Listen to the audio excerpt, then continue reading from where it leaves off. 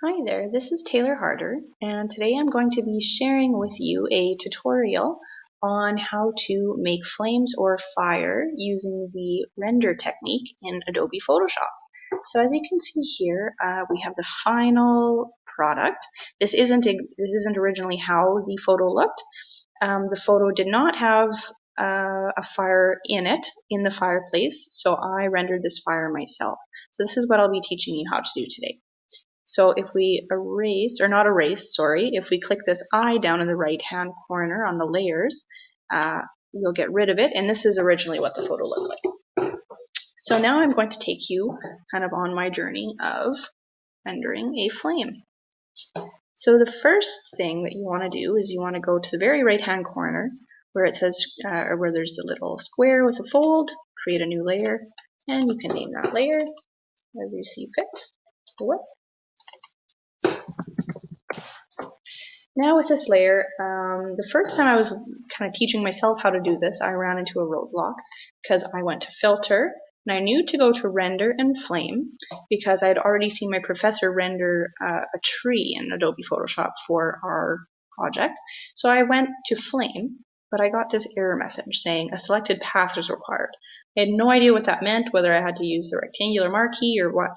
I did a whole bunch of research, wasn't quite sure. It took me quite a while to figure out how to do it, so if this can save you some time, then awesome. So what you need to do is you actually need to go to the pen tool. Make sure that you're on your new layer, and what we need to do before we can just have a flame show up on our picture is we need to select where on our photo or where on our canvas do we want the flame to show up and how do we want it to look. So as you'll see here, I'm just clicking and making points, but I'm ending up kind of making a jagged S shape here. Now that might be a little bit too big, but oh well. So now I've finished my first lick of a flame, but I want to fill in my whole fireplace so it looks realistic. So I'm going to hit Control, and you'll notice my pen has just disappeared momentarily. Click anywhere on the picture, and away it goes. So now you just keep filling in your flames until you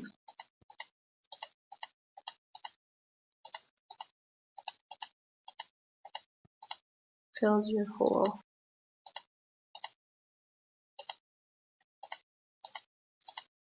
fireplace up.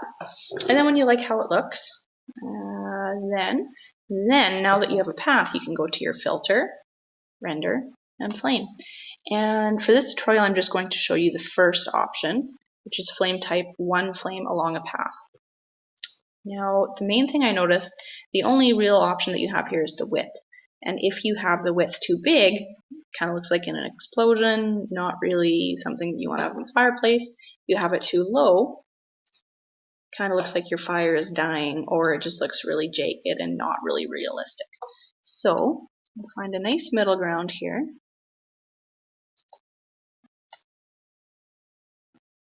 Where it's full. And now you'll also notice that there's some flames on the bottom there. That's okay, don't worry about those, we will fix them up soon. Also notice that I have the quality at low just for the tutorial sake, so it loads quickly. You can have the quality set however high you'd like. I'm going to hit OK, and voila, there's our fire. However, you'll notice that some of it is jumping out of the fireplace. Before we fix that, what you need to do is you need to right click on those blue lines, that pathway, and delete that path, so those are out of your way. Then you can go to the eraser tool, make sure your opacity is at 100, and start cleaning it up so that it looks like it is contained within the fireplace.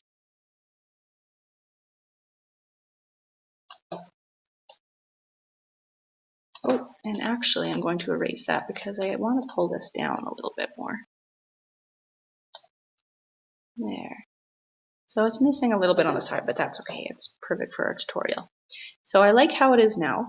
The last thing I'm going to do is I'm going to take the eraser again, just to add a little bit more texture. I'm going to lower the opacity just along the edges, kind of, just to maybe make it look like it's smoking or a little bit see-through.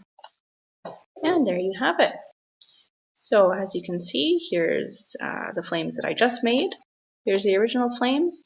that I made the first time. They're always going to be a little bit different, but that's the beauty of it. You can try it out as many times as you like and see what you like. There you are. Thanks very much for listening. Bye-bye.